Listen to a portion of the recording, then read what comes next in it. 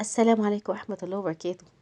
وصفة النهاردة بقى كذب في كذب زي ما بيقولوا، بس كذب حلال وكذب لذيذ جدا وطعمه حلو قوي قوي بجد. مع الاغلو اللي احنا فيه واللي احنا فيه ده كله، كل اللي قدامكم ده كله كان فيه كمان على النار بنص كيلو لحمة مفرومة بس. عملنا احلى بفتيك كذاب ممكن تاكليه في حياتك، وطريقة سهلة جدا جدا. وعملت وخزنت كمان عشان خاطر رمضان كمان، او في وقت زنقة او اي ضيف او حبيتي تعملي مستعجلة. الوصفة الحلوة الجميلة دي تعمليها جنب اي حاجة. نقول بسم الله الرحمن الرحيم والصلاة والسلام على آله وصحبه أجمعين.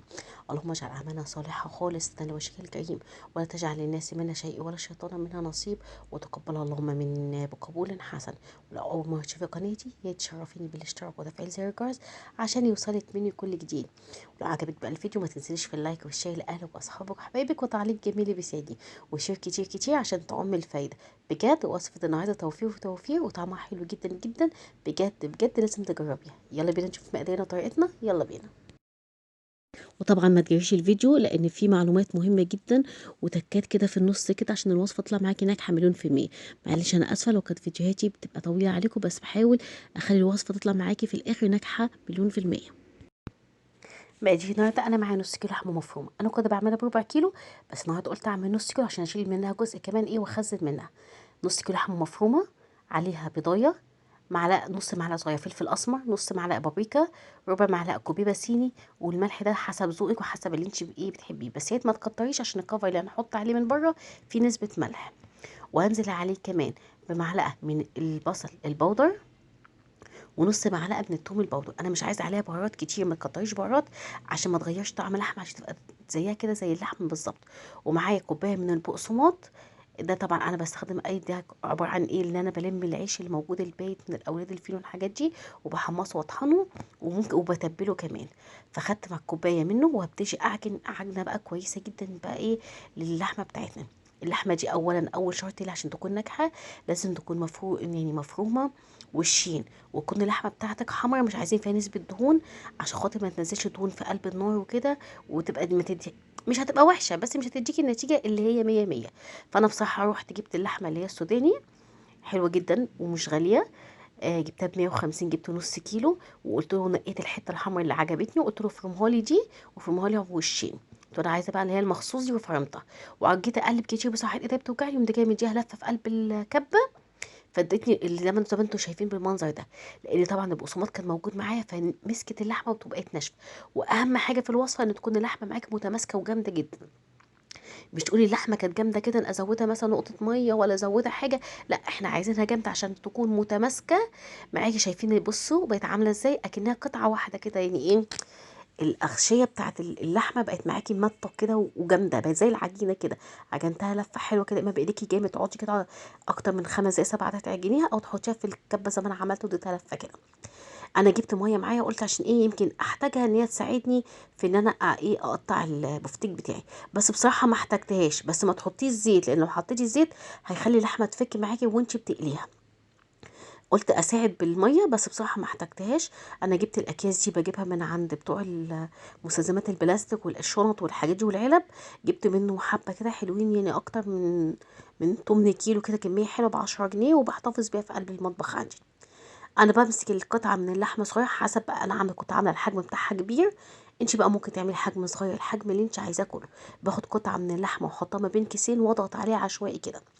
طبعا المفتيك اهم حاجه ان هو يكون عشوائي عشان ما يبانش ان هو انك انت محدده، يعني لو بان زي بعضه كده ونفس الحجم هيقولوا يبقى ده مش بفتيك بجد، مش لحمه.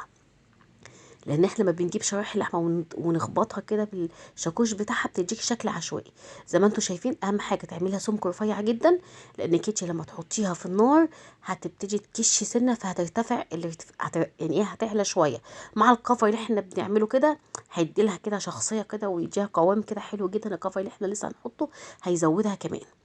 خلي بالك من كل التكات اللي انا بقول فيها والمعلومات دي، عشان هي دي اللي هتديكي بفتيك ناجح جدا وطعم حلو جدا بجد، زيه زي البفتيك العادي. والله ما هيفرقوه عن كانت دي مفرومه، مش هيعرفوها اطلاقا. يعني انت لو عملتيها وعملتيها لاي حد قدمتها له مش هيعرف ان هو من هي لحمه مفرومه. زي ما انتم شايفين جبت قطعه من اللحمه كده برضو وما بين كيسين ضغطش عليها. عايزه بقى تفرديها بالنشابه، تفرديها باي حاجه، تضغطي عليها زي ما انت عايزه.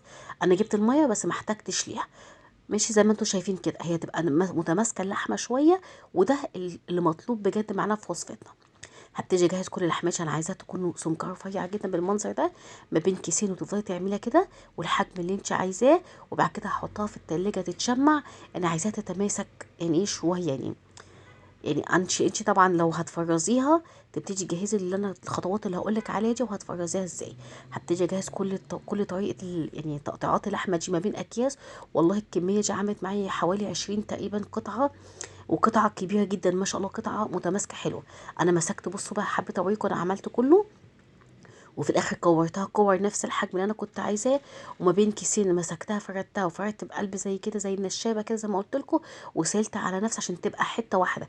اهم حاجه البفتيك تكون حته واحده يعني متساوي، ما تبقاش حته رفيعه كده عشان لما تتحط في الزيت تتحرق، وحته تانية تكون متماسكه جامده ما تاخدش سوا. فانت اهم حاجه تكون السمك بتاعها يكون سمك واحد. يعني حاول، حتى بقول لكم بايديا كده، يعني حاوري تخلي السمك، لو لقيتي حته رفيعه كده تقومي مدخلاها بالكيس ومطبقه عليها تاني كده وضغط عليها تاني. شايفه انا بوريكم، حاولت اوريكم ازاي بالكيس تتنيه تانية وتبتدي تعمليها. اهم حاجه تكون سمكها واحد عشان ما تبقاش حته محروقه وحته لا. هخلص كل كميتي كلها واحطها في التلاجة حوالي ساعه الا ربع كده في الفريزر بتاعك، في الفريزر مش في التلاجة، عشان نبتدي نجهز التغطيه اللي انا هقول لكم عليها. بجد هنوفر توفير لا تتخيلوه، ولا بيض بقى ولا حاجه خالص. البيض غالي، لا هنعمل خلطه تانية حلوه جدا وسهله جدا. زي ما انتم شايفين ما شاء الله الكميه حلوه جدا. نبتدي بقى نجهز الكفر بتاعنا. انا معايا عبارة عن كوباية من الدقيق. للأسف المقطع بقى بتاعت حذف مني، انا كنت حاطة معلقتين كبار من الزبادي.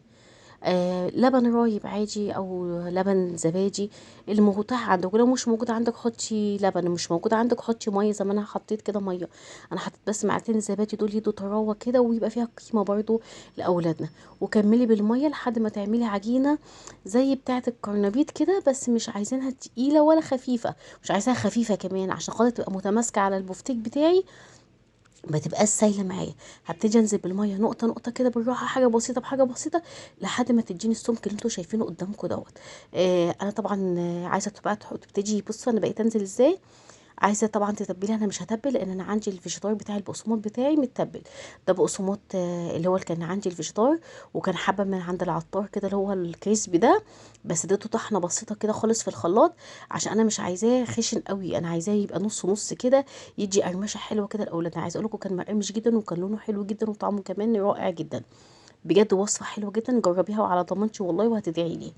خلصت كده اللي هي التغطيه بتاعتنا. سائل الدقيق بتاعي ده بص خفيف ازاي عامل ازاي. بس بصوا بقى انا غلطت في الاول، انا الفريزر عندي بعافيه شويه كده بايظ، فبصراحه جه يتشمع كده معايا ما مسكتش قوي. غلبتني بصراحه في ايه في التغطيه بتاعها. بصوا طريه ازاي ما كان لحقتش تتجمد. غلبتني بصراحه. اعملي بقى زي ما انتم شايفين التغطيه تقيله ازاي، فبتمسك في البفتيك بتاعي، فعشان هي طريه غلبتني بحق الله وانا بغطيها. فرجعت حطيتها في الفريزر تاني لحد ما تماسكت كده وشدت نفسها، ورجعت حطيتها وعملت الكفر بتاعي.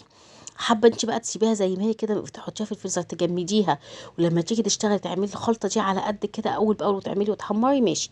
عايزه تسيبيها تشد معاكي تجمد كده وتعملي التغطيه وتحطيها في اكياس زي ما انا حطيتها في اكياس زي ما هي. يعني انا عملتها بالتغطيه عادي، وحطيت كل واحده في قلب كيس ليه؟ عشان لما تيجي تطلعي على قد العيله، عايز تطلعي اتنين تلاته على حسب العدد اللي انت حاطاه، الكيس بيساعدك على كده، بيحافظ عليها ان هي ما تنشفش، ويديكي برضو ان هي ايه تضعفي تطلعيها واحده واحده، بدل ما يبقوا كلهم فوق بعضهم وتبقى تغلبك في انك انتي تطلعيها يعني.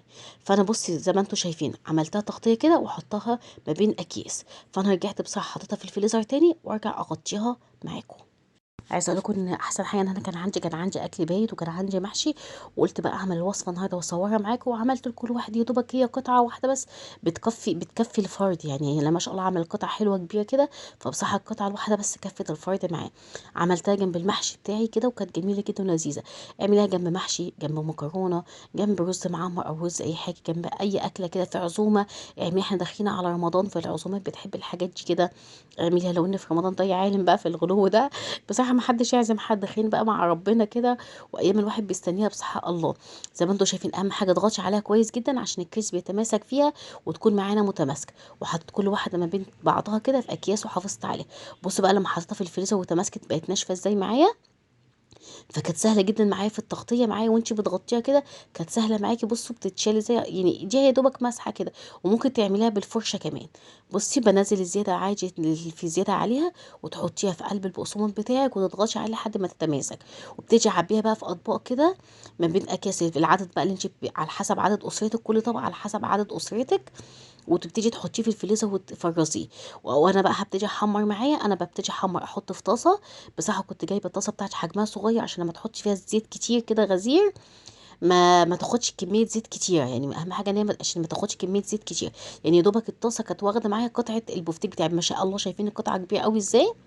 وبتيجي حمريها، اهم حاجه في الزيت تكون في الاول سخن، بعد كده ايه توطي النار، عشان انتي في الاول لو حطيتيه سخن خالص هيديكي لون الكفر محمر ومش هيستوي معاكي. فاهم حاجه في الاول تكون النار عاليه، وبعد كده تهدي النار عليها لحد ما تستوي وتديكي اللون الذهبي الحلو اللي انت عايزاه. بصوا والله كانت جميله جدا، وصفه فعلا خطيره. وصفتي خلصت بقى معايا، وحمرت على حسب كمان، انا حمرت دلوقتي قدامكم تلاته، في واحده كمان في النار كمان بتتحمر على حسب العدد معاكي. وبصوا ما شاء الله الكميه، وبصوا تخنت معايا الكفر متخنه ومكبرها ازاي، وتحسي ان جوه قطعه اللحمه جميله. وما شاء الله عملت معايا بصي كام مره، يعني نص كيلو عمل معايا 5 مرات، هيعملوا 5 وجبات في اليوم، يعني 5 معاكي وجبات. فرزي بقى منها في الفريزر لرمضان، شيلي منها يعني تجيبي، حتى انت لو بتعملي ربع كيلو هيكفيكي، هاتي نص كيلو واعملي بزياده، وشيلي لرمضان يشيل الوقت زنقه كده بينفع معانا. ويا رب تكون وصفه النهارده عجبتك، ولو عجبتك بقى ما تنسينيش في اللايك وشير لاهلك واصحابك وحبايبك، وتعليق جميل بيسعدني. واشوفكم في فيديوهات تانية، واقول لكم استودعكم الله الذي لا تضيع امانته في رعاية الله وحفظه حبايبي. مع السلامه.